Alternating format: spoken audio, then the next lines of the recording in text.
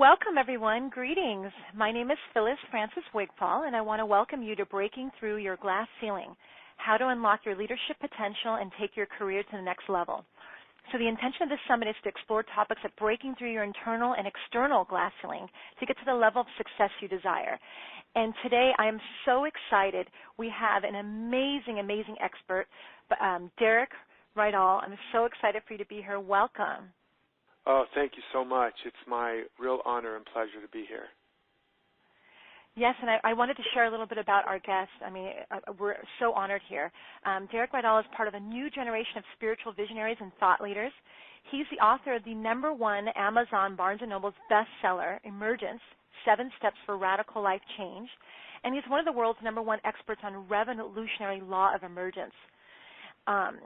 Derek, there's so much to share about what he's created here. He's trained top executives at Fortune 500 companies. He's coached celebrity, media professionals. He's a regular on a Huffington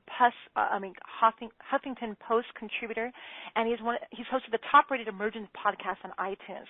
And so, his message has been really shared to thousands of people on the planet. And so his message is about finding your path, living your purpose, and making a powerful impact. So thank you for being here. Oh, again, it's so awesome to be here. One little quick correction is my last name is pronounced as if it's spelled E-L-L, so Rydall, but it does look like it's a different pronouncing because it's A-L-L, just for people that might be wondering, is this the same guy I heard on something else? Yeah, it's the same one. Oh, yeah, thank you about that. Sorry. Sure, no problem. Oh, God, there's so many questions I want to ask you. And first, I just wanted to give you an opportunity. Is there anything that I missed that you wanted to share about yourself with the audience? No, I think you did great. And, obviously, I have a story, of how I got here. And like so many people, I struggled for a long time in self-improvement. And you read the bio, and it just describes all the successes I've had and all the really fun, cool things I've done. But there's, quite a journey of struggle and pain and suffering and bumping my own head up against plenty of glass ceilings and concrete ceilings and brick walls and all of that. And after over a decade of self-improvement, the only thing I had improved in my life was my ability to describe why my life was so screwed up. I got really good at a lot of improvement about being able to explain why things didn't work, and yet my life was really, I was spiraling, and I actually became addicted to drugs and alcohol and almost died of an overdose. And, my life was just not working, even though I was doing all the quote-unquote right things. And eventually, that wasn't quite enough to crack me open. I ended up doing a film, and everything went sideways on the film, and I decided to go diving in a coral reef alone. And I got lost, and I got trapped, and I nearly drowned. In fact, there was a moment where I knew I was going to drown. Nobody was coming to save me. I was stuck in a pocket of giant spiked coral and fire coral with no way out, and reached a moment where I really was exhausted, and all I could do was surrender and basically drown. And in that moment, something cracked open finally in me, and I had, one of those moments you hear about where the blinding flash of light kind of awareness. And I saw that this guy that I've been trying to fix and change and heal and improve and all of that for all these years was really a fictional character, an amalgamation of parental fantasies and peer pressure and societal conditioning and all the shoulds and should-haves and all the rules and regulations. But he was a fictional character. He was just made up of all this stuff. And nothing I ever did was ever going to make him okay, was never going to make him good enough.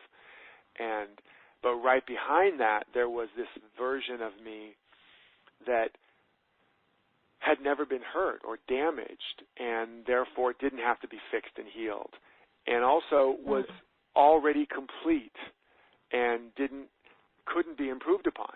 And in fact, as I came to discover, most of my efforts to fix him and improve him was creating most of the resistance to the natural unfoldment of my real potential and purpose in life. But it was just a flash, but it shook me so deeply. And actually, in the next instant, and I still don't know exactly how, but either a wave came along or the water rose or I walked on water. I really don't know. But the next moment I popped out of that pocket, and I was standing on a coral reef looking into where I'd been stuck for that whole ordeal. And I looked at this maze that I'd been traveling in, this coral labyrinth, and it was like a metaphor for my life. I'd been swimming through this maze, following all these brightly colored things, trying to find myself, and really deep down wanting to just get lost from all the pain. And I was trapped, and I was gasping, and I was drowning. And I realized that was the life I'd been living for a long time. And so the guy that swam out of that maze was not the same guy that swam in. And I eventually went back, and I was going to become a monk, but that didn't work out too well. About a few days into fasting and retreating in silence, I freaked out so bad because I'd never done that before that I broke into the monk's kitchen in the middle of the night and stole food out of the refrigerator. And they, it was very obvious that perhaps the monastic life wasn't for me. And so I ended up cloistering myself in my apartment, and I went on this inner journey and began to really understand what had happened to me, what that flash of revelation meant, and I saw that as it's on the cover of my book, Emergence, there's a big oak tree and then an acorn. And I saw that just as the oak tree is already in the acorn, and the acorn doesn't have to go out and attract an oak or achieve an oak or improve itself into an oak, that when it surrenders to the soil and the conditions in the soil match the pattern already in the seed, then its nature, its potential naturally emerges. And that this is how all of nature operates. It's emergent. It's already in the seed. And I saw that the same thing was true for us, that there was a seed of potential, of purpose that was planted in the soil of everyone's soul. And most of our efforts to try to go out and make life happen were blocking this natural growth process. And that, in fact, when we learned how to connect with that seed and create the right conditions inside and outside, that the seed of our greatness, of our genius, of our purpose, of our power would naturally start emerging in our life. And so I put it to the test, and I began to practice it. And, within a not too long of a time, I went from being broke and broken, really literally suicidal, living on 19-cent boxes of macaroni and cheese in a little one-room apartment, to ultimately traveling the world and growing my business and eventually living in million-dollar homes and million-dollar business. And, all the wonderful things I've been struggling for started to unfold and emerge in my life in a much more natural way as I began to understand and apply this paradigm and these principles. That, by the way, I didn't make up.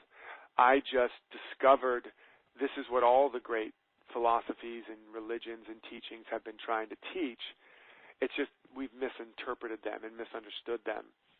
And after my opening, I could suddenly understand it, and I could put it together in a way that was very practical and not overly woo-woo, but that we could actually do it. It's not woo-woo, it's do-do. Do-do, and we could actually take actually, you don't want too much doing. If you have too much do-do, you know what you end up with. But basically, basically how you could really do it, really get results. And, I worked with corporate America, executives, helping them rise up the ladder or find their true vision and purpose, mothers, parents, Academy Award-winning artists, and, a whole gamut around the planet, and proving over and over the principles work no matter who you are or what you do. And that's what brings me today, because I'm inspired to help people break through. Your story is amazing. I mean, I love everything that you're saying, and it's like, having such that kind of dark night of the soul, of having that experience that you were able to kind of, you said you went down and then kind of came out a new person. And I love what you're talking about, the principle of the acorn, like we're all these seeds. And it's like a lot of our listeners might be saying, but you're who you are. You're Derek Rydall. You're like this amazing spirit. Like, how do I know I have that within me? How do I know that my seed is that amazing? Yeah, first of all, even though there's a great oak tree within the acorn is not an inadequate oak tree. It's a perfect acorn, right? So wherever you are right now in your life, you're not like an inadequate version of where you could be. You're a perfect version of where you are. Even if you have some extra pounds you want to lose, or not enough dollars in your bank, or a relationship that's not doing great, or you're depressed or sad or scared, it's a perfect version of where you currently are. So we have to start there.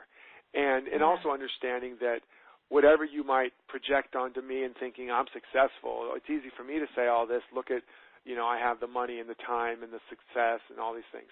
Well, first of all, as I've already explained, I certainly didn't always have this.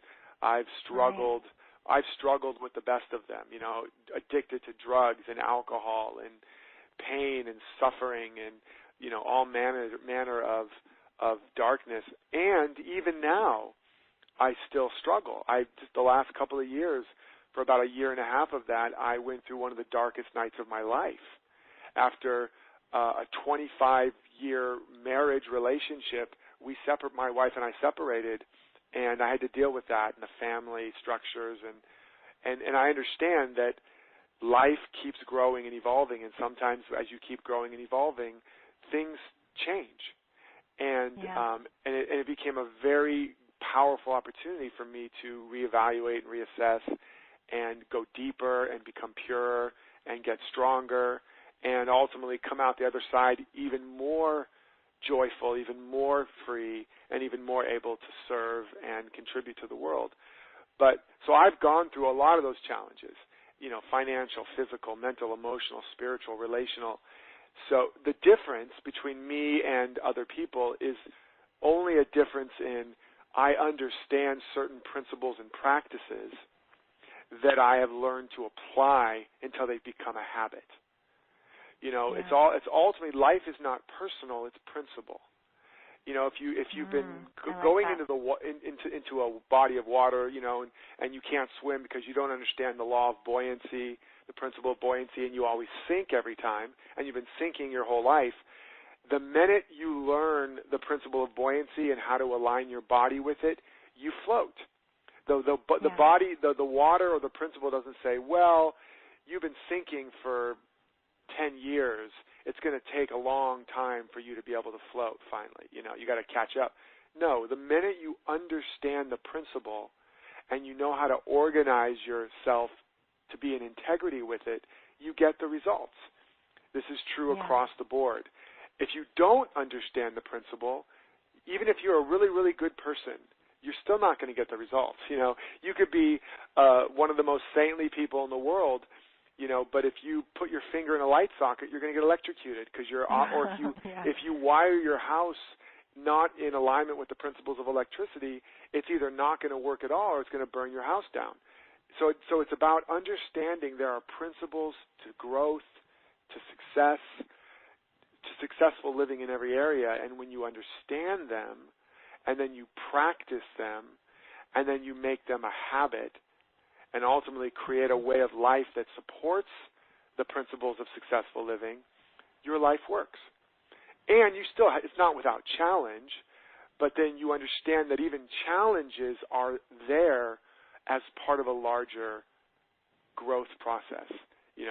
That's just like chaos theory. Behind every apparent chaos is a greater order trying to emerge.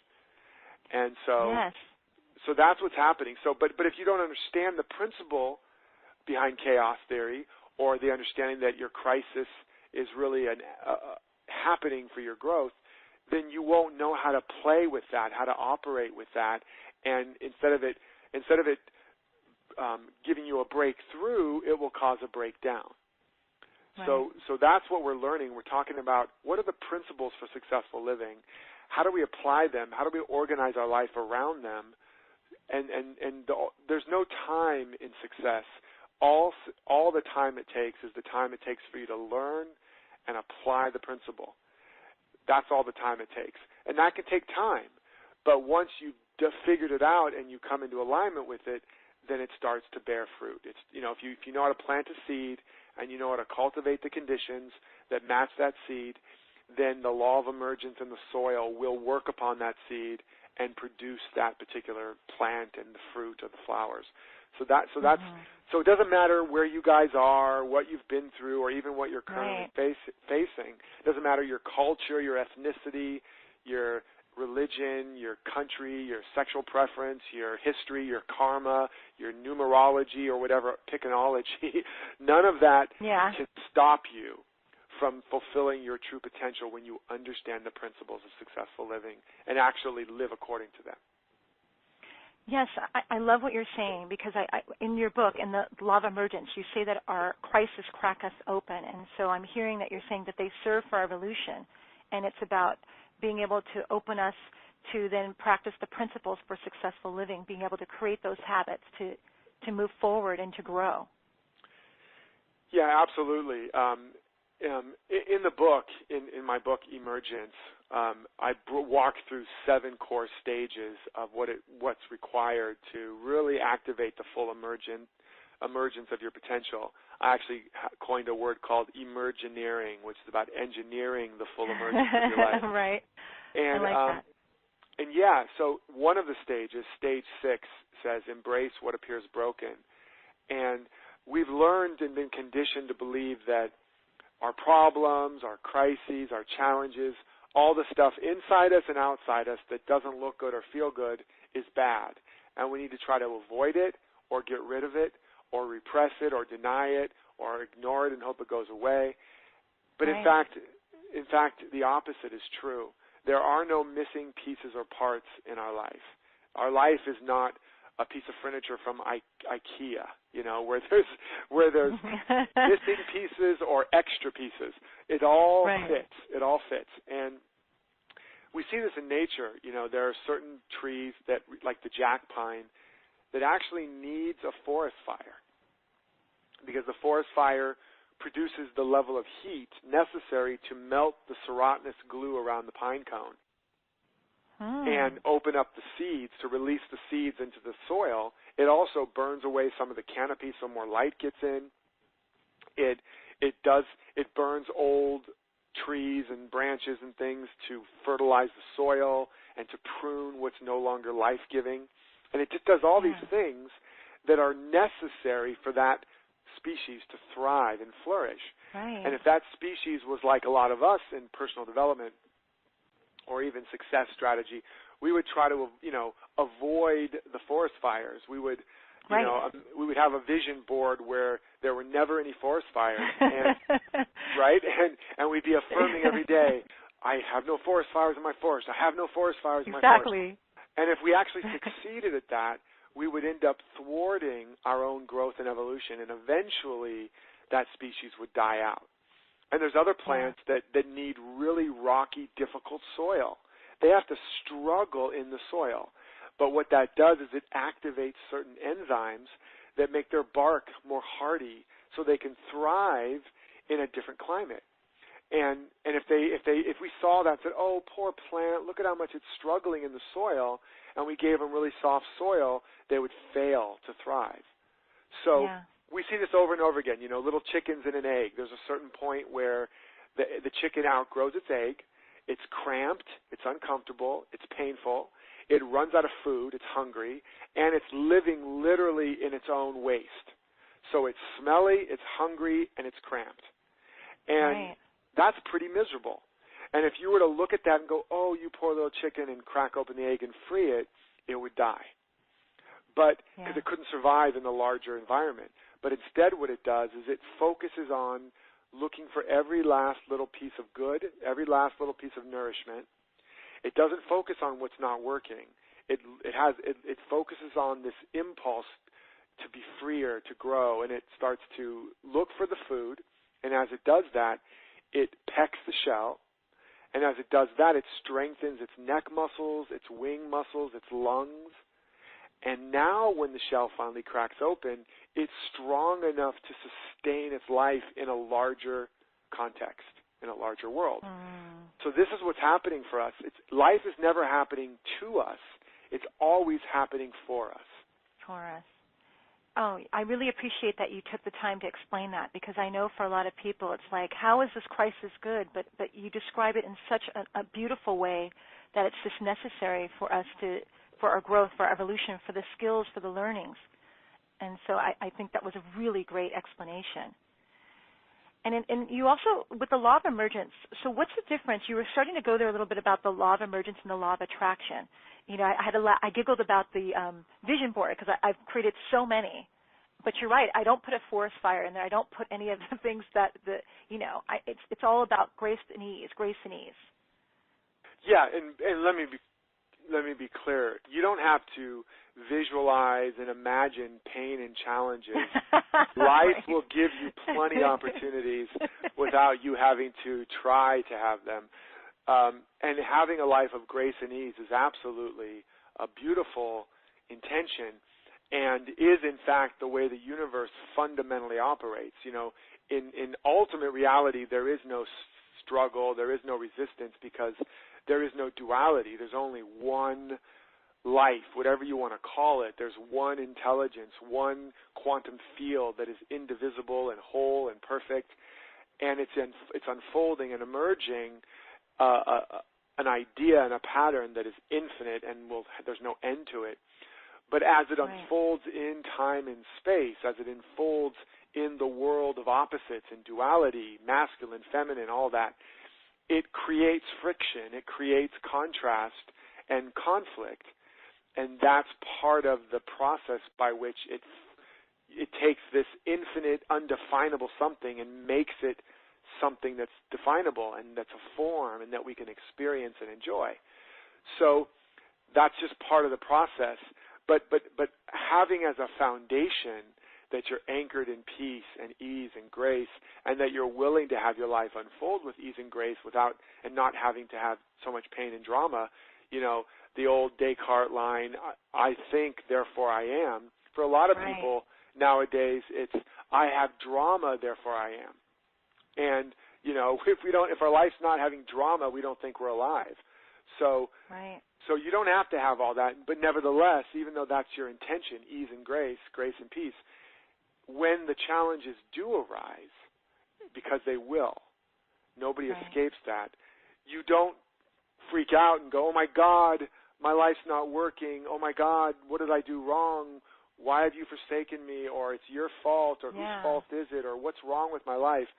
You know, when the acorn is cracking and falling apart because an oak is emerging, if the acorn had self-consciousness, it would be like, oh my God, what's happening? My whole life's falling apart, and all of my safety and protection is completely falling apart. Let me call somebody in to repair my shell.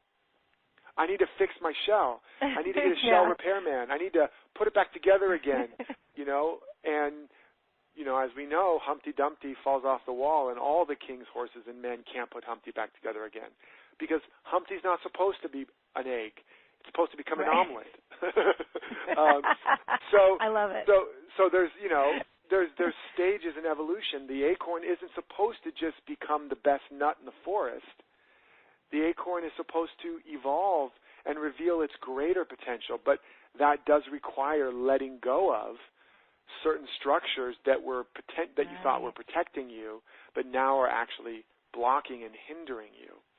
And that's an ongoing basis.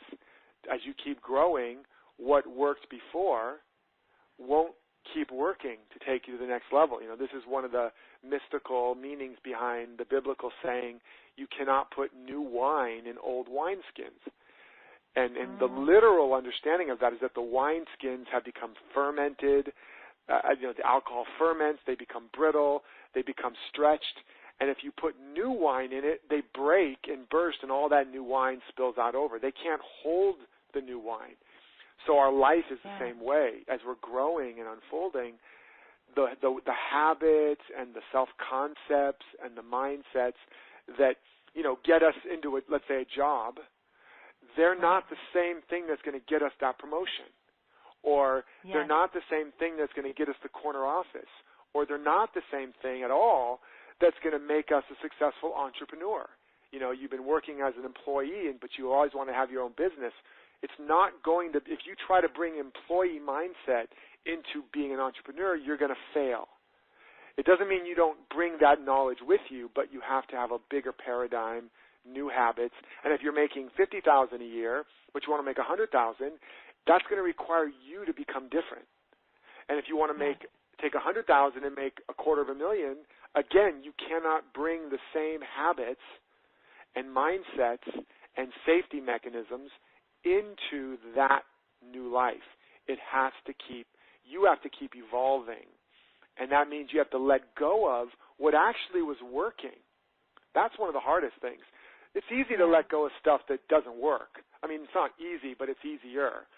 But it's actually what's working that's in your way. You know, I use the analogy of the Rubik's Cube, you know, that puzzle, that square puzzle, and all the sides are all messed up, and then you got to try to get the sides all, you know, a solid color, so like white, black, red, yellow, blue. And, you know, you start doing it, and you get one side working. It's all white. And you're like, yes, victory. And then, one side, right? Right? And then you got to get the next side, like all red, and you're trying to not mess up the all-white side that you've already got working while you're trying to make, and it's so frustrating because you're like, oh, I don't want to mess up what I just got going, right? But what do you have to do? You have to completely mess up what was working in order to get the next side. And then you get two sides. You're like, I am something else, man. Look at me. And like, right? Ooh. And then you're like, okay, now let me get the blue side. You're like, oh, damn, I got to mess up everything I just did to get the blue side. And it's so, and I've seen people just give up because they just can't keep experiencing the trauma, you know, of having to mess up everything they just succeeded over and over and over again. But you have to. Oh, you're so right. Mm-hmm. Right? And then eventually you get them all together. And it's funny that it's one of the reasons kids are better at it, because kids aren't as attached to the results. They're open to the messiness and the play of it all. And so you get a kid that can come and do the Rubik's Cube in 30 seconds. Literally, my son used to be able to do it, I think, in like 30 seconds. And me, I would be for days until I threw it out the window. And, you know, so that's a metaphor for our life. You cannot try to hold on to what was before and keep growing. You have to keep surrendering to it. You have to have a bigger vision for your life. You have to be willing to mess up what's working so you can discover a bigger possibility. That's part of the principle of successful living. Oh, it's what I love about this interview is like each question I'm about to ask, you go right into it. And so that's like perfect what you're saying, because as a recovering perfectionist, I mean, I'm definitely that person with that Rubik's Cubes wanting to perfect the side and having to mess it up a little bit to get to the other side. And so I love how you're speaking to those people that are feeling stuck in their career or stuck in their business or want to take it to the next level. That uncomfortableness is necessary to shift, to change what they're doing, to create new habits, to build so that they can create the success that they desire.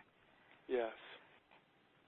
Absolutely. And it's like, I mean, and you say, so it doesn't matter where we come from, what our conditions are.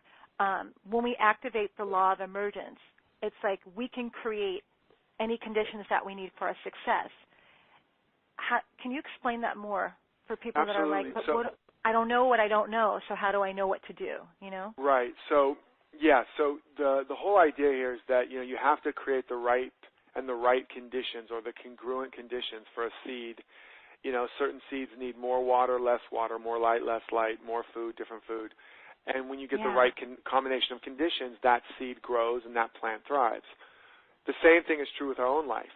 We have to create conditions that are congruent with the seed of potential that's trying to emerge in our life. And the difference, though, between us and a seed is an actual seed, you know, an oak tree, an acorn, is indigenous, which means that its ability to thrive is contingent upon where it's planted outside, you know, the outside conditions. It doesn't have control over that. We are endogenous, which means that we bring our conditions with us. So for us, it's largely an inside job, although we can develop the outer conditions. But we're like a walking greenhouse. We're like a walking climate center. And we can develop the soil of our soul. We can nourish it. We can shine the light of our being even when the clouds are outside. We can do all of this and really nurture. We can totally nurture our soul, our soil, our heart, our vision, even when there's nothing, when outside it's like a barren landscape and there's nothing and nobody supporting us. That's how powerful we are. And so, so that's the first thing. And so it doesn't matter, again, where you're coming from, what your economy is, what your family's like, what your spouse is thinking about you and your next step. None of that has power over you. But then we have to go, okay, so how do you cultivate these conditions? Well, the first thing you have to know is what's the vision. So you have to start with step one, which is getting clear on what is the seed or the vision that's trying to unfold, that's trying to emerge. You got to know what that is. And there are clues to it all around. And in the book, I walk you step by step through how to begin to uncover that. But there are clues. Your life is literally telling you all over the place who you really are, why you're really alive, what you're meant to do, where your joy is, where your passion is. But because we've been more conditioned for survival versus thriving, we've lost our capacity to read the signs. Yeah, because right? Because if you really saw the signs and acknowledged them, you'd have to change. And to the ego, change is equivalent to death. And so, because the ego is just a set of programs. So we have to relearn our ability to read the signs of what's really trying to emerge. And so that's the first step. So you got to discover what is it. Now, one simple way is to ask, if I was guaranteed success, guaranteed to be brilliant at it, guaranteed to be well received and have fun, what would I want my life to look like? Who would I want to be? What would I want to do? How would I want to contribute, create? And start to describe your ideal life. Really start to articulate it. Most people don't. If you ask them, if a genie was to show up and say, I'll grant your wish, what do you really, really want? Most people are like, I don't know. Yeah, and, that's true. Or they're like, they want to, they have a bigger TV screen than they do a vision for their life. So they might be like, well, I just want more money.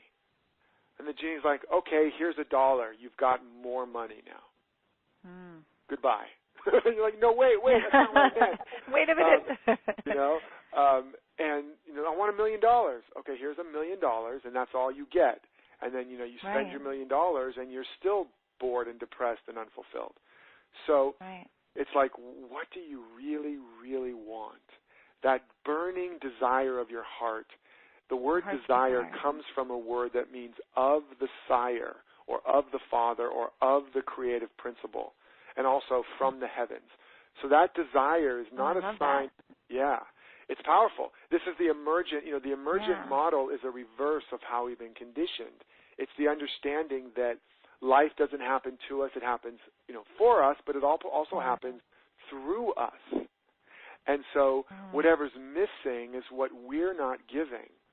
Whatever we're waiting for, we're waiting with and weighing down. And so emergence is the ultimate weight loss program. And, WAIT. And so it's all within you. You brought it all with you. The world can't give it to you and the world can't take it away. You've got to step into it. You've got to honor it. And so that burning desire is not a sign of what's outside of you that you have to go get. It's a sign of what's already in you trying to get out. And so it's like a pregnant woman. She feels the kick of the baby, and she knows she's pregnant. If a pregnant woman acted the way we do when we feel the kick of our desire, which means you're pregnant with something, she'd start running around trying to make a baby happen. And then pretty soon those nice men in white jackets with really good upper body strength would take her away. Right? So we have to recognize that burning desire, you just know there's something more for you. You just know you want to contribute in a deeper way. Giving permission to begin to give voice and articulation to your deepest desires. That's step one. Step two, once you know what the desire is, one of the simplest ways to start cultivating the right conditions, the congruent conditions, is a tool we've all heard of, visualization. But we're not using the visualization to try to make it happen. We're using it to tune in to the feeling tone of what I call the visionary vibration.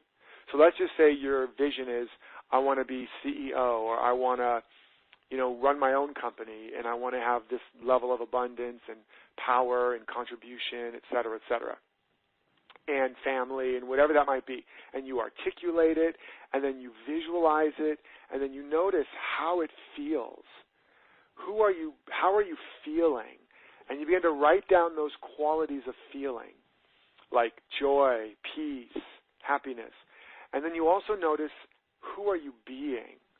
And you write those qualities down. And a being quality is more like, being generous, being playful, being outgoing. It's actually more active. And you write those down. And now you can visualize every day, not to make it happen, but to activate that vibration or that frequency or that mental, emotional set point. And that starts to tune you in to the station where that is already playing. Like, for example, I use this analogy. Your favorite music is you're inundated with broadcasts right now. Somewhere in those broadcasts, your favorite music is playing. But it's not manifest in your life until you tune the dial of your receiver so that the frequency of your receiver matches the frequency of that station. Yes. And when that frequency becomes the same frequency as the station, that station becomes manifest in your experience. Or as I like to say, you have a manifestation. Okay? Manifestation, yes. Right? So now I love that. Right? So where was that music before you tuned in? It was right there, right where you are. Where was, you didn't have to grab your radio and run down the street to catch it in the distance. Yeah. And you didn't have to wait for it to show up in the future. It was already and always broadcasting right where you are. The distance was a distance in frequency or vibration. And so right where you are, your life is broadcasting, that beat of abundance, that symphony of success, that rhythm of joy and love. But if you're not experiencing it, it's because mentally, emotionally, and physically, you're not tuned into it. You've got certain ways of thinking, ways of talking, ways of walking and acting and interacting that are not in integrity with how you would be thinking and feeling and walking and talking if you were living it. Now, some of you are going, well, of course. I mean, that's normal. I'm not going to be joyful if my life sucks. I'm not going to be feeling abundant if my bank account is empty. Well, actually, that's how it works. The only way to take your life to the next level is you have to actually access your own inherent power to start generating and feeling like the person you really want to feel, and then being the person you most want to be. As Gandhi said, you must become the change you want to see in the world. And so this is a principle. When you start to think and feel and walk and talk and show up in whatever job or environment you're in as if it's the job of your dreams, you will activate in you this potential, and then your life will start shifting and changing to reflect where you're living. Absolutely. That's so powerful because, I mean, in a way, it's like we're broadcasting now, but unconsciously. But what you're saying is to raise it, to bring that consciousness to it, and then we can start to create what we desire by holding that energy, by connecting with that broadcast on a conscious level. Exactly, and beginning to integrate it through new habits and ultimately through designing a way of life that is in integrity with our emerging soul, our emerging vision, our dream. That's a huge piece, and that's missing from a lot of the manifestation or conscious creation is being able to tune into that vibration and being able to radiate it from your being. So that's the only way it can ever happen. If you want anything new to come into your life, you have to let something new come out of you. Because if you want anything more to come into your life, you have to find a way to let more of it come out of you. There is no way around that. And even if through sheer will you manifest a bigger paycheck, if you haven't done this, you'll just be broke at a higher income bracket. Right. That's absolutely true. Right? Wow. So, gosh. Yeah. yeah. So, and by the way, I know we're downloading a lot here, but I want to do a couple things to help you guys, to support you guys in really getting this. I'm all about practical application results. Yes, please. So, a couple things. One is to get a free mini course, e-course, audio course on the law of emergence. You can pop over to www.lawofelmergence.com. One word, it's like Law of Emergence, EMERGENCE.com. And if you want to grab my best-selling book, Emergence, where I walk you through all 7 stages of this, you can go to www.myemergencebook.com. And if you grab a copy, it's very inexpensive through Barnes & Noble or Amazon. Leave your information there. I'm on this page. I'm going to give you a bunch of additional coaching and support and some programs to help you really master this and apply it in a very real and practical way. And then finally, you can always grab my Emergence podcast and there's about 100 free trainings on there right now. So, and I would invite you to download them all because they're being archived every week, and then you won't have access to them. So you can go to the Emergence podcast on iTunes. You can go to myemergencebook.com to get the book, and you can go to lawofemergence.com to get the free mini e-course, audio course. And you'll have everything you need to take this, what has been largely a philosophical conversation, and make it very real and practical in your everyday life. Wow, that is super generous of you. Thank you so much.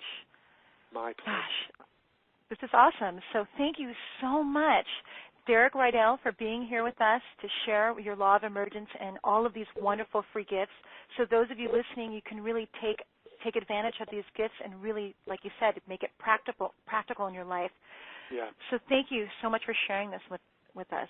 Oh, you are so welcome. It's truly my joy. It's what I get up in the morning for. And when you guys do it, you start getting some shifts and insights and changes, please ping me on Facebook, put it on my Facebook page. Let me know how you're doing so I can continue to support you. And there's nothing more than to see you guys getting results. So nothing more joyful to me. So let me know. And I look forward to meeting you all in person at some point and connecting with you. Excellent. So thank you so much for sharing with us today. And so you're listening to Phyliss Francis Wigfall and Derek Rydall. And we're just watch your inbox for the next interview, for the replay of our interview with Derek Rydall, and we will see you then. Thank you.